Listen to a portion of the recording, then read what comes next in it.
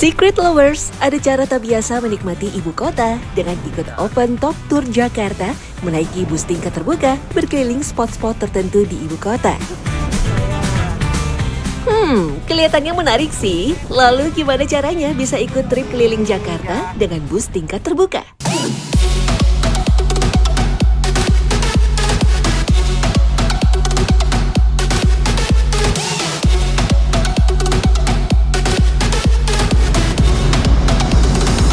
Hal pertama yang harus dilakukan adalah memesan tiket secara online dengan pilihan rute, jam keberangkatan, dan titik kumpul yang sudah ditentukan. Melalui aplikasi Transjakarta, pemesanan tiket bisa dilakukan dari jauh-jauh hari. Untuk satu kali perjalanan, harga tiket bus Open Top Transjakarta dibanderol Rp50.000. Tiket digital yang tersimpan di aplikasi wajib ditukar di booth Open Top Tour sebelum keberangkatan. Lalu kita bakal dikasih gelang sebagai tanda ikut perjalanan. Kita setiap jual tiket itu di jam 12.01 malam. Kadang di jam 1, di jam 2 sudah habis. Karena kita jual tiket sedikit, setiap pemberangkatan kita hanya jual tiket 30. Jadi kita harus war cepet-cepetan. Abbas, pemandu wisata Open Top Tour Jakarta, selalu datang lebih awal, berpakaian rapi dan nyaman untuk memberi kesan positif pada wisatawan. Tugasnya menemani perjalanan wisatawan dan bercerita tentang gedung-gedung yang dilewati dalam rute perjalanan mereka. Harus tahu dulu wawasan mengenai rute kita ada di mana, karena kita rute ada dua. Hari ini di sini, kemarin di sana, jadi kita harus ingat kita ada di sini di Senayan. Jadi rute-rute yang akan kita lalui udah ada di pikiran tuh. Oh, nanti kita bakal lewatin kayak kawasan Karet, Duku Atas, Bundaran HI, balik lagi ke sini. Kayak di Bundaran HI itu ada apa, ada bangunan apa, landmark terbaik apa, spot yang paling bagus untuk foto apa, seperti itu ada. Sebelum bus berangkat, ia menyiapkan perlengkapan kecil seperti earphone dan mikrofon. Ya, lewat alat inilah semua informasi tentang tempat, sejarah, dan fun fact dalam perjalanan disampaikan. Abbas harus memastikan semuanya berfungsi sebelum bus berangkat. Di perjalanan, kedua pemandu akan bergiliran membahas materi yang berbeda sesuai rute. Sementara wisatawan bebas memilih tempat duduk ataupun tempat berdiri di dalam bus, namun semua tetap di bawah pengawasan pemandu. Sayangnya bus tidak menyediakan jas hujan, padahal sekarang tengah musim hujan.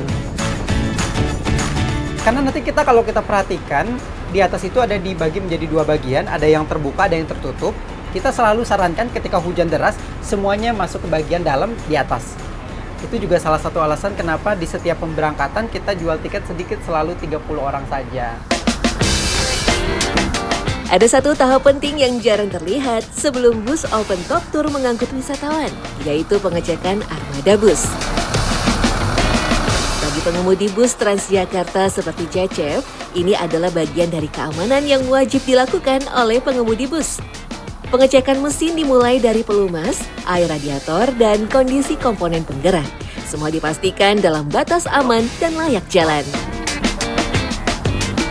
Balok biasanya itu kalau persiapan kendaraan, bahasa transportasinya itu ban, air, listrik, oli, dan kaca. Itu gimana ngeceknya tuh, Kak?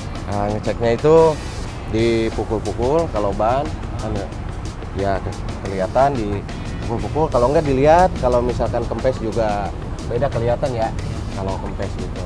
Kalau kaca dilihat, jangan sampai ada yang retak ataupun baret, itu bahaya.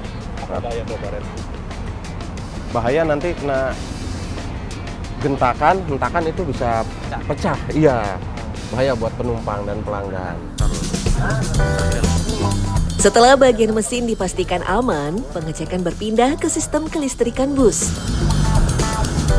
Bagian-bagian seperti lampu penerangan, panel indikator, hingga kabel dipastikan berfungsi normal. Sebab pada bus tanpa atap, cuaca dan kelembapan bisa berdampak langsung ke kondisi kabel dan komponen listrik. Untuk kelistrikan, ini ada tombolnya, ada indikator di sini, dinyalain. Oh, gimana? Itu tombol buat apa, Kak?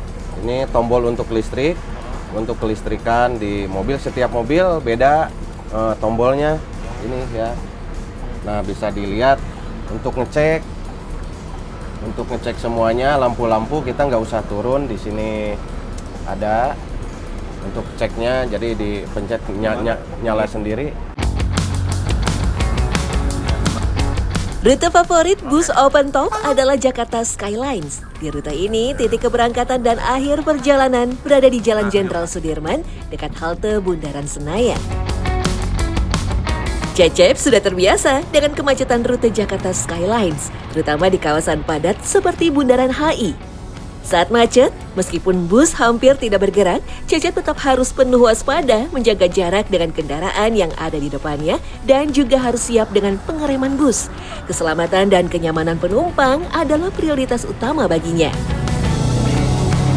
Mengendarai bus besar seperti ini memang perlu keahlian khusus. Disinilah jam terbang bicara. Sebagai pengemudi yang sudah belasan tahun mengaspal, Cecep paham betul situasi di jalanan. Kita harus bisa membaca situasi kiri kanan, area blind spot juga. Soalnya ini panjang, tinggi, lebar juga.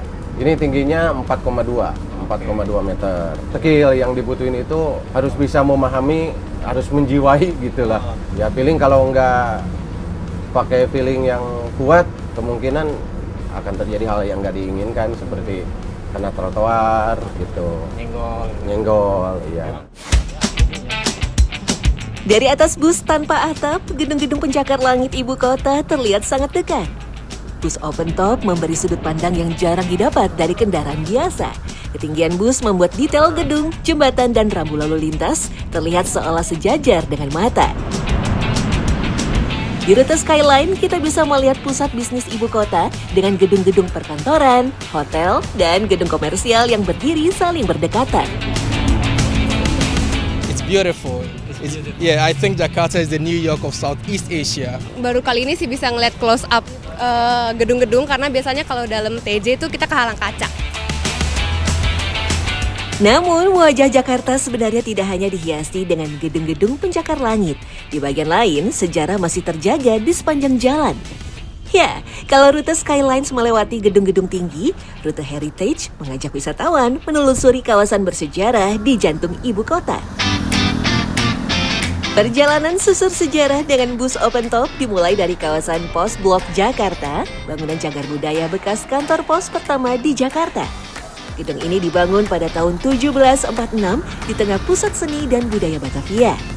Dari titik ini, bus melaju ke kawasan Pasar Baru, salah satu kawasan perdagangan tertua di Jakarta yang sudah aktif sejak zaman kolonial. Perjalanan berlanjut melewati Gedung Kesenian Jakarta, Lapangan Banteng, Gereja Katedral, dan Masjid Istiqlal tanpa henti. Satu-satunya titik berhenti bus adalah di kawasan Monumen Nasional atau Monas. Nah, di sini wisatawan diberi kesempatan untuk berfoto selama 5 hingga 7 menit. Jadi, jangan sia-siakan kesempatannya ya.